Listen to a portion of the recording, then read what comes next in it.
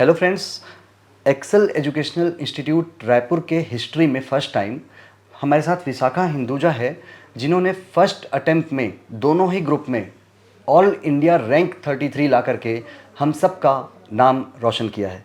तो विशाखा हिंदुजा से हम अभी इंटरव्यू में एक बातचीत करेंगे और उनका ये राज जानेंगे कि उन्होंने इतनी बड़ी सफलता इतने कम टाइम पीरियड में कैसे हासिल कर ली।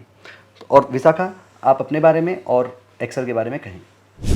सर, सबसे पहले मैंने ये बताना चाहा है कि डे वन से मैंने ये डिसाइड किया था कि मेरे को सिर्फ एग्ज़ाम क्लियर करने के लिए नहीं पढ़ना है, मेरे को एक अच्छा प्रोफेशनल बनना है रियलिटी में। तो इस हिसाब से मैंने पढ़ाई की और मेरे को लग रहा है कि यही माइंडसेट के कारण मेरा AIR 33 आया है। तो सर, सबसे पहले मैं स्ट्रेटजी के बारे में बताना चाहूँगी कि बोथ ग्रुप सिंगल अटेम्प्ट मैंने कैसे निकाला। तो मुझे मेरे माइंड में ये था कि ना, सिंगल ग्रुप तो सब करते हैं, बट मेरे को पता था कि मेरी एबिलिटी बोथ ग्रुप करने की है, तो क्यों ना इस बोथ ग्रुप पे जाते हैं, क्योंकि इसमें अपॉर्चुनिटीज़ भी ज़्यादा रहती है। कैंपस प्लेसमेंट में हम लोग को फर्स्ट प्रायोरिटी देते हैं, ऑल इंडिया रैंकर्स को स्पेशली। तो इसलिए मैंने यही डिसाइड किया कि मैं बोथ ग्रुप पहले जाऊँगी। तो सबसे पहले मैंने रायपुर एक्सेल के बारे में सुना था कि यहाँ पे CA CMA CS तीनों प्रोफेशनल कोर्सेज अच्छे से पढ़ाते हैं। ये इंस्टीट्यूट बहुत ऑल ओवर छत्तीसगढ़ में टॉप मोस्ट इंस्टीट्यूट है। तो मेरे फैमिली भी काफ़ी सपोर्टिव रही है स्टार्टिंग से लेके मेरे एकेडमिक परफॉर्मेंस को देख के। इसलिए मुझे परमिशन एनी हाउ मिल गई यहाँ रायपुर में आने की। तो मैं यहाँ पे ग्रुप 1 की क्लासेस फेब 2023 से स्टार्ट हुई मेरी क्लासेस।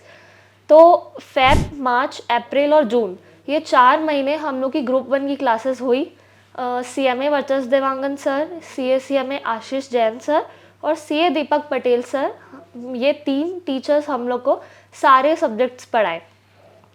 तो मैं ये बताना चाहूँगी कि सर लोग स्टार्टिंग से बहुत ज़्यादा बच्चों के टुवर्ड्स पर्सनल अटेंशन देते हैं, सिर्फ पढ़ाते नहीं हैं, पर्सनल अटेंशन भी देते हैं। तो सबसे पहले ना, ये बताना चाहूँगी मैं कि मैं ग्रुप 1 की पढ़ाई पूरी अच्छे से की थी। थोड़ा स्टार्टिंग में मार्च में बीकॉम भी आया, जो कि बहुत ज़्यादा डिस्ट्रैक्शन हुआ था।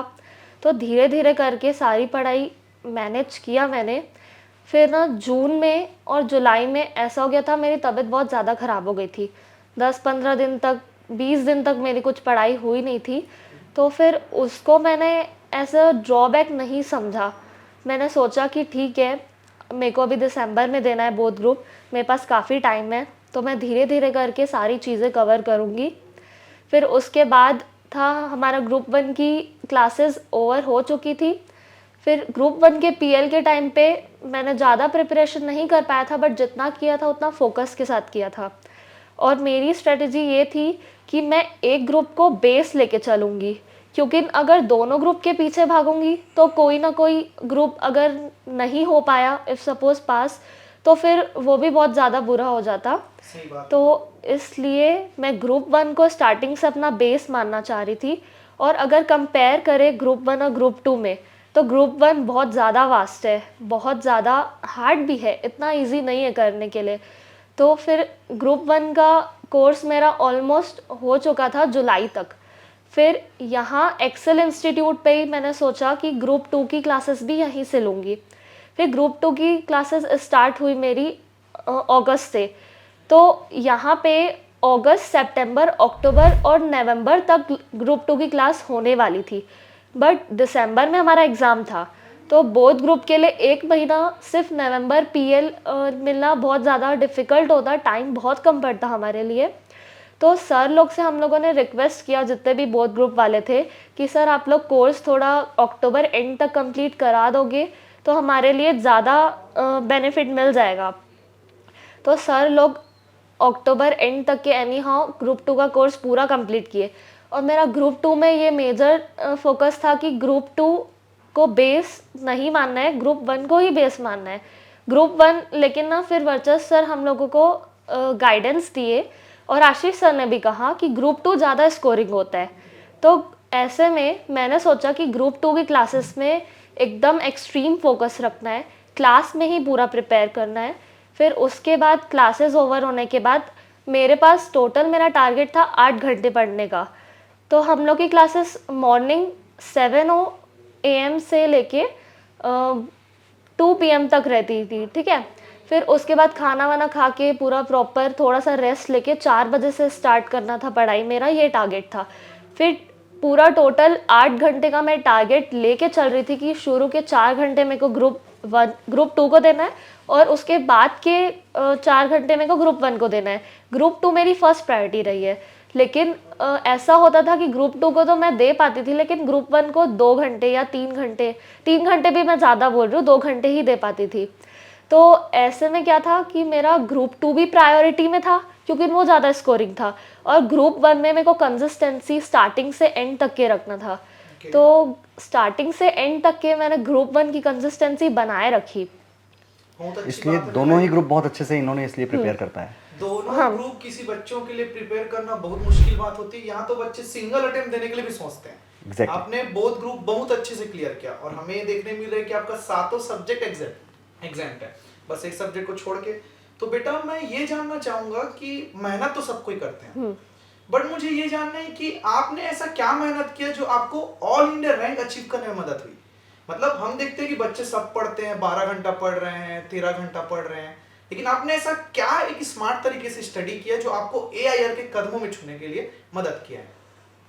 सर मैं ये बताना चाहूँगी कि मेहनत तो सब करते हैं, लेकिन मेहनत का सही डायरेक्शन में होना बहुत ज़्यादा इम्पॉर्टेंट है। अब फॉर एग्ज़ाम्पल मैं एक लड़की को देख रही हूँ कि वो दिन रात पढ़ रही है, पूरा एक दिन में वो 11 घंटे पढ़ी, लेकिन वो सिर्फ एक सब्जेक्ट का आधा चैप्टर भी नहीं कंप्लीट कर पाई, और उसके पेरेंट्स क्या सोचते हैं कि मेरी बेटी बहुत मेहनत कर रही है। एक्चुअल में मेहनत कर रही है, बट वो मेहनत सही डायरेक्शन में नहीं है। तो मैं ये बोलना, कुछ नहीं होता, बोलने का मतलब ये है कि सिर्फ पढ़ने से कुछ नहीं होता, स्मार्ट वर्क इज रिक्वायर्ड, अच्छे तरीके से पढ़ना होता है। डेफिनेटली सर तो मैं अपनी पूरी जर्नी में स्ट्रेटेजी पे बहुत ज़्यादा फोकस की हूँ। मतलब मैं कब और क्या पढ़ना है इससे ज़्यादा मैं फोकस की हूँ कि कैसे पढ़ना है और उसको कितने टाइम तक ख़त्म करना है हमको, क्योंकि टाइम बहुत ज़्यादा लिमिटिंग फैक्टर हो जाता है। समय बहुत इंपॉर्टेंट होता है, तो टाइम बहुत लिमिटिंग फैक्टर होता है, तो हमको पूरी स्ट्रेटेजी बना के चलनी पड़ती है। तो मेरी मेजर स्ट्रेटेजी ये रही है कि ग्रुप 1 को बेस रखना है, शुरू से एंड तक ग्रुप 1 में कंसिस्टेंसी बनाए रखनी है, क्योंकि अगर हम लोग दोनों ग्रुप के पीछे भागेंगे तो इफ़ सपोज एक ग्रुप नहीं हो पाएगा तो उसमें भी मेंटल ब्रेकडाउन, स्ट्रेस बहुत ज़्यादा हो जाता। तो ग्रुप 2 मेरे लिए प्रायोरिटी थी। सर ने बोला ग्रुप 2 स्कोरिंग है, वो अगर तुम्हारे सेट ऑफ में भी बेनिफिट दे सकता है, बोथ ग्रुप का सेट ऑफ बेनिफिट बहुत ज़्यादा रहता है, तो इसलिए मेरी ये स्ट्रेटेजी रही है। अब मेन सबसे ज़्यादा पीक टाइम मेरा चला अक्टूबर में, जब ग्रुप 2 का लास्ट मंथ था और हमारे पास नवंबर सिर्फ 1 महीना PL था बोथ वालों के लिए। तो अक्टूबर में क्या हुआ था, ग्रुप 2 पीक में चल रहा था, लेकिन स्टिल मैंने ग्रुप 1 डेली 1-1 घंटा कंसिस्टेंसी के साथ किया। ग्रुप 1 के जितने भी सब्जेक्ट्स हैं, मेरा सितंबर तक ना मैं ग्रुप 1 का कॉस्ट अकाउंटिंग कर ली थी और डायरेक्ट टैक्सेशन कर ली थी और लॉ भी कर ली थी, लेकिन मेरा एक सब्जेक्ट जो बच गया था वो नहीं हो पाया था। तो इसलिए मैं सोची कि ग्रुप 1 का जो एक सब्जेक्ट बच गया है उसको अक्टूबर में पूरा एनी हाउ कम्प्लीट करना ही है। तो ड्यू टू स्ट्रेटेजी मतलब आपने जो है वो पूरा सब्जेक्ट वाइज का एक टारगेट बना के चला, और इसलिए आपको देखा जा रहा है कि सब्जेक्ट में आपका जैसे डायरेक्ट टैक्स इनडायरेक्ट टैक्स में 61 स्कोर किया आपने, बिजनेस लॉ में 68 और कॉस्ट अकाउंटिंग जैसे टफ सब्जेक्ट में 73 स्कोर किया आपने। तो इस अलग अलग सब्जेक्ट वाइज आपको यदि अपन देखें कि इतने हाई स्कोर का क्या ऐसा स्ट्रेटेजी बना? सर सबसे पहले मैं लॉ की बात करना चाहूँगी। लॉ बहुत ज़्यादा हार्ड सब्जेक्ट होता है। लॉ इतनी ज़्यादा वास्ट थ्योरी है कि पूरा कवर अप करना पॉसिबल नहीं है एक स्टूडेंट के लिए।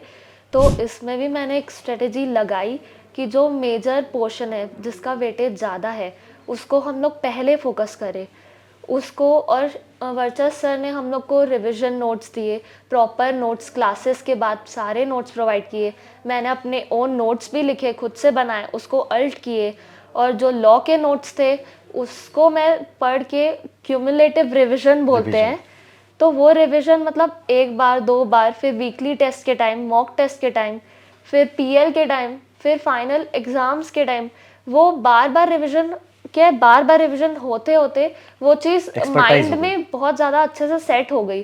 मतलब सर फिर कुछ भी टॉपिक पूछते थे तो हम बता देते थे। उसका मेन कॉन्सेप्ट क्लियर करना बहुत ज़्यादा इम्पोर्टेंट है। मतलब आपके लॉ को याद करने का मेन ये वो था कि revision revision is the most important. अगर आप रिवीजन नहीं करते हैं तो लॉ तो बहुत ज्यादा मुश्किल हो जाता है बच्चों को याद करने में। एग्जैक्टली। और इंटर लेवल पे तो कंपनी सेट सबसे ज्यादा हार्ड है जिसका वेटेज है। और हमें जहां तक मुझे याद है आप कंपनी लॉ को बहुत अच्छे तरीके से पढ़े हैं, बार बार नोट्स बना बना के, तभी आप इतने दूर तक अचीव कर पाए हैं। अब आती है कॉस्टिंग। कॉस्टिंग सीएमए के लिए मोस्ट हार्ड सब्जेक्ट में आता है, जिसमें बच्चे 40 नंबर तक नहीं ला पाते। आपने इसमें एग्जाम्पशन अच्छे खासे नंबर से स्कोर किया 73 है। मार्क्स आपने Highest. score किए। 73 मार्क्स लाए हैं आप। हम जानना चाहेंगे बेटा इसमें से क्या स्ट्रेटजी थी जो बाकी बच्चे क्लियर तक नहीं कर पा रहे हैं और आप यहाँ 73 हाईएस्ट नंबर स्कोर किए हैं। सर सबसे पहले मैं ये चीज़ समझ गई थी कि सीएमए हम लोग कर रहे हैं, कॉस्टिंग हमारा कोर सब्जेक्ट है। और ग्रुप 1 के टाइम में जुलाई अटेम्प्ट में मेजर लोग जो फेल हुए हैं उन लोग डायरेक्ट टेक्स्ट के पेपर के बाद कॉस्टिंग में ही फेल हुए हैं, क्योंकि ऐसा इंस्टीट्यूट की स्ट्रेटजी बोल सकते हैं या जैसे भी बोल सकते हैं। जो थर्ड पेपर उन लोग का डायरेक्ट टेक्स्ट था, तो डायरेक्ट टेक्स्ट 4 में से एक पेपर बहुत ज़्यादा टफ आते हैं। तो ऐसे में क्या है, बच्चों की जो मेंटल स्ट्रेटजी होती है वो वर्क नहीं कर पाती है। हार्ड पेपर में ब्रेक डाउन होता है किसी भी स्टूडेंट का। अगर एक पेपर में बिगड़ हो जाए। जाते हैं फिर उसके बाद पेपर दे नहीं पाते वो लोग। उसके बाद जो पेपर रहता है वो देने के लिए उनके पास हिम्मत ही नहीं हिम्मत नहीं बचती है। इतने सारे इमोशंस माइंड पे आते हैं कि मैं फेल हो जाऊंगा, क्या होगा, फैमिली वाले क्या बोलेंगे। तो मैंने ये चीज़ सीखा कि और हार्ड पेपर में इंस्टीट्यूट ग्रेस चेकिंग करती है, लीनियंट चेकिंग रहती है, मार्क्स देती है इंस्टीट्यूट और पास भी करती है। कितना भी हार्ड पेपर हो, पास होने का तरीका हमेशा रहता है। तो इसलिए बच्चे लोग क्या किए थे कि डीटी के पेपर में उन लोग पास हो गए, लेकिन उसके बाद जो कॉस्ट पेपर उनका इजी आया था उसमें उन लोग फेल हो गए। तो मैं ये सोची कि जो हमारा कोर पेपर है उसको मैं बहुत ज़्यादा अच्छे से फोकस करूँगी, इंटेंस फोकस मेरा उसी में रहेगा। और जब मेरा नवंबर पीएल था उसमें मैं कॉस्टिंग में थोड़ी एक्स्ट्रा मेहनत की थी। उसमें क्या बहुत सारे प्रैक्टिकल क्वेश्चंस होते हैं, सबको करना पॉसिबल नहीं है। तो मैं एबीसी एनालिसिस की थी, इंपॉर्टेंट क्वेश्चंस को पहले करती थी, प्रायोरिटी उसको देती थी। बहुत बढ़िया। अब उसके बाद जब इवन एग्ज़ाम था 8 subject 8 paper back to back देना, सबसे मतलब बड़ी बात बच्चों की होती है बोथ ग्रुप के लिए कि 8 दिन आप पार्ट पेपर देना है विदाउट रेस्ट। ये सबसे ज्यादा क्रिटिकल केस होता है। मोस्ट ऑफ द बच्चे तो 5 पेपर 6 के बाद तो पूरे एग्जॉस्ट हो जाते हैं। अपनी एनर्जी बनाए रखना भी बहुत बड़ी बात है बहुत उसमें। बड़ी बात होती है। और हमें देखने मिल रहा है कि लास्ट पेपर में भी आपके बहुत अच्छे स्कोर्स आए, ये बहुत अच्छी बात है। और हमें ये भी देखने मिला है बेटा कि बाकी बच्चे क्लास में रेगुलर बहुत कम रहते थे। आपको हमने देखा है शुरू से लेकर आखिरी तक आप एकदम ज्यादा रेगुलर थे। आप वीकली टेस्ट में टॉपर्स भी रहे हैं और आपने पूरा एमटीपी भी अच्छे से अटेंड किया है। तो आप बताना चाहेंगे बेटा कि वीकली टेस्ट और जो मॉक टेस्ट पेपर है जो एक्सेल एजुकेशन इंस्टीट्यूट द्वारा कंडक्ट कराते हैं उसमें आपको क्या हेल्प मिली है एग्जाम के प्रिपरेशन के लिए, आप बताना चाहेंगे? सर ऐसा होता है कि हम लोग अपनी स्ट्रेटजी पे चलते हैं कि इतना इतना हम लोग इतने टाइम तक पढ़ लेंगे, लेकिन जो हमारी परफॉर्मेंस का लेवल होता है ये वीकली टेस्ट हमारा चेक करता है। अब वीकली टेस्ट में क्या रहता था, हमारे कुछ सब्जेक्ट हम लोग एक दिन पे कवर नहीं कर पाते थे, 4 के बदले 2 सब्जेक्ट पढ़ते थे। लेकिन वीकली टेस्ट ना एक बहाना मिल गया था कि टेस्ट है तो अब पढ़ना है हम लोग को, ये सब्जेक्ट का टारगेट है, इसको पढ़ना है। तो हर वीकली टेस्ट में अलग अलग सब्जेक्ट को फोकस, मेन प्रायोरिटी वो वीकली टेस्ट पे एक वो सब्जेक्ट की मेन प्रायोरिटी थी हमारी, तो वो ज़्यादा बेनिफिट दिया है वीकली टेस्ट। और ऐसे में क्या है, हमारा परफॉर्मेंस लेवल भी चेक होता है कि हम कहाँ मिस्टेक कर रहे हैं और कितना हम लोग अच्छे से किए हैं। और मॉक टेस्ट में ऐसा था कि ग्रुप 1 के मॉक टेस्ट में मेरा जितना परफॉर्मेंस रहा है उससे कई गुना ज़्यादा ग्रुप 2 में हम लोग जब बोथ ग्रुप का mock test Excel educational institute ने कंडक्ट किया था, वो भी हम लोग स्टूडेंट्स ने रिक्वेस्ट की थी कि काफ़ी बच्चे ग्रुप 1 में नहीं कर पाए हैं, अटेम्प्ट लग गया उनका, तो आप हमारा बोथ ग्रुप का पेपर ले लीजिए मॉक टेस्ट। वैसे यहाँ पे क्या होता है कि ग्रुप वाइज हम लोग को 6 महीना ग्रुप 1 6 महीना ग्रुप 2 ऐसे पढ़ाते हैं। तो बोथ ग्रुप के टाइम पे भी क्या हुआ था, हम लोगों ने एक ये परफॉर्मेंस चेक था कि 8 दिन हम लोग बैक टू बैक दे पा रहे हैं या नहीं दे पा रहे, कहाँ पे लैग कर रहे हैं हम लोग। तो जो गलती हुई उसको सीख के हम लोग मेन पेपर में वो गलती ना हो पाए, इसलिए दोनों ही पेपर का, इसलिए मॉक टेस्ट एक साथ होने से अपना परफॉर्मेंस उसी समय अपने को पता चल गया और कुछ कहीं के लेकुना हुआ तो उसको उसी समय इंप्रूवमेंट करके फिर एग्जाम अपन ने दिया। और विशाखा, फैकल्टीज़ का जो रोल है इस पूरे मतलब तुम्हारी जर्नी में, और तुम इतना बड़ा सक्सेस जो मिला है उसमें यहाँ पे काफ़ी एक्सपीरियंस्ड और सब क्वालिफाइड फैकल्टीज़ हैं, तो उनसे आपको कैसे सपोर्ट मिला? सर फैकल्टीज़ का सपोर्ट ऐसे मिला कि बाकी फैकल्टीज़ के बारे में तो मैं नहीं कहना चाहूँगी, लेकिन ऐसा होता है कि टीचर्स पढ़ा के चले जाते हैं, स्टूडेंट्स को अपना पढ़ना रहता है। लेकिन यहाँ पे ऐसा था कि टीचर्स हर मोमेंट पे गाइडेंस दिए, कितना भी बिज़ी क्यों ना हो जाए, एक प्रोफेशनल बहुत ज़्यादा बिज़ी रहता है, उसकी वैल्यू बहुत ज़्यादा रहती है। तो टीचर्स कितना भी ज़्यादा बिज़ी रहे, वो हमारा डाउट हमेशा क्लियर करते थे। और मेरा ऐसा रहता था कि मेरे को हर चीज़ में डाउट निकलते थे। एक क्वेश्चन को कितने तरीके से समझ पाती थी, कितने सारे डाउट्स निकलते थे। तो सर लोग हमेशा वो डाउट्स को क्लियर करते थे, इतना बिज़ी रहने के बाद भी। दूसरा कि मैंने तो अपनी स्ट्रेटजी बना ली है, लेकिन टीचर्स को ज़्यादा एक्सपीरियंस है कि वो स्ट्रेटजी वर्क करेगी या नहीं करेगी, उस पे क्या चेंजेस लाना है, तो वो गाइड करते थे, बिल्कुल करते थे। तो ये फैकल्टी को मैं स्पेशल थैंक्स देना चाहूँगी, बिल्कुल देना चाहूँगी।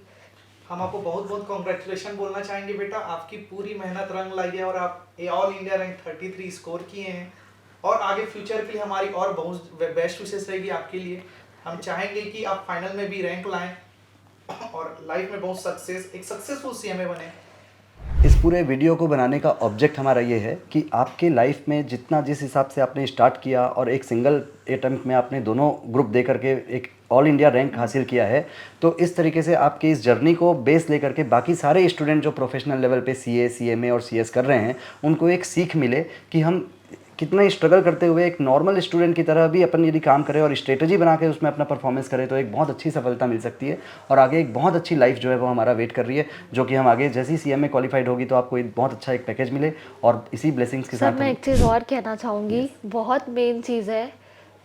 ऐसा होता है कि स्टूडेंट्स लोग को तो पता रहता है, सारे टॉपर्स से पता चल जाता है कि हम लोग को पेशेंस, डेडिकेशन, हार्डवर्क, कंसिस्टेंसी सब करना है, वीकली टेस्ट पढ़ना है, मॉक टेस्ट अच्छे से देना है, बहुत मतलब बहुत फोकस के साथ पढ़ना है।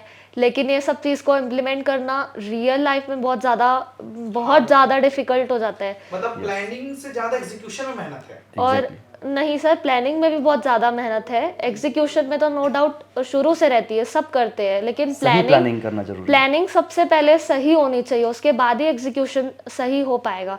और सर मैं ये बोलना चाहती हूँ कि एक स्टूडेंट की लाइफ में बहुत ज़्यादा प्रॉब्लम्स होती है, फैमिली इशू, हेल्थ इश्यूज़, एकदम ज़्यादा करियर प्रॉब्लम्स रहते हैं सबसे ज़्यादा, और बहुत सारे प्रॉब्लम आते हैं, हॉस्टल में रहना, पीजी में रहना, खाना कैसा है, इतनी सारी प्रॉब्लम्स आती है एक स्टूडेंट के लाइफ में। लेकिन उसको मैनेज करना बहुत ज़्यादा इम्पोर्टेंट रहता है। और मेरा ऐसा रहा है कि शुरू से मेंटल स्टेबिलिटी मैं बनाए रखी हूँ। ग्रुप 2 के टाइम पे ग्रुप 2 के टाइम पे ऐसा हो गया था कि मेरे जो राइट हैंड से मैं लिखती थी उसके थंब में बहुत डीप कट हो गया था। तो उस वजह से सर लोग भी थोड़ा टेंशन में आ गए थे कि ये कैसे करेगी या क्या। लेकिन मैं इसको एज अ डाउनफॉल नहीं बनने दी अपना। मैं सोची कि अब थ्योरी तो मैं पढ़ सकती हूँ, भले प्रैक्टिकल नहीं कर सकती लेकिन थ्योरी तो पढ़ सकती हूँ। तो ऐसे में क्या, हर चीज़ को पॉजिटिव लेना मेरे लिए ज़्यादा इम्पोर्टेंट रहा है। और ये सारी चीज़ें, इतनी पॉजिटिविटी एक स्टूडेंट के माइंड में उतनी नहीं जनरेट हो पाती। मेरे लिए सबसे ज़्यादा मोटिवेटिंग फैक्टर रहा है स्पिरिचुअलिटी। मेरा स्पिरिचुअलिटी में बहुत ज़्यादा बिलीव रहा है शुरू से। मैं भगवान को अपने साथ हर चीज़ में मानती थी, तो इस वजह से ही मेरा ऑल इंडिया रैंक 33 आ पाया है। बहुत बढ़िया। और ऑल इंडिया रैंक 33 आने के बाद भी ऐसे घमंड नहीं है मेरे में। मैं ये सोच रही हूँ कि जो मेरे से आगे 32 स्टूडेंट्स हैं ऑल इंडिया लेवल पे, तो मेरी ऐसी स्ट्रेटजी रही है, मैं ऐसा पढ़ी हूँ, मैं ऐसे प्लान्स बनाई हूँ, मैं ऐसे इम्प्लीमेंट की हूँ, तो उन लोग की क्या स्ट्रेटजी रही होगी। मुझे वो जानने के लिए थोड़ा ज़्यादा इंटरेस्ट है। तो ताकि आगे जा करके हम सीएमए फाइनल में आगे जा करके हम कम से कम रैंक 1 लाएं, ऑल इंडिया रैंक 1 लाएं, इसी कामनाओं के साथ हम एक्सेल की टीम जो है वो ये वीडियो को फ्लोट करते हैं और सभी लोगों को ये बेनिफिट मिले ऐसा उम्मीद करते हैं। Thank you.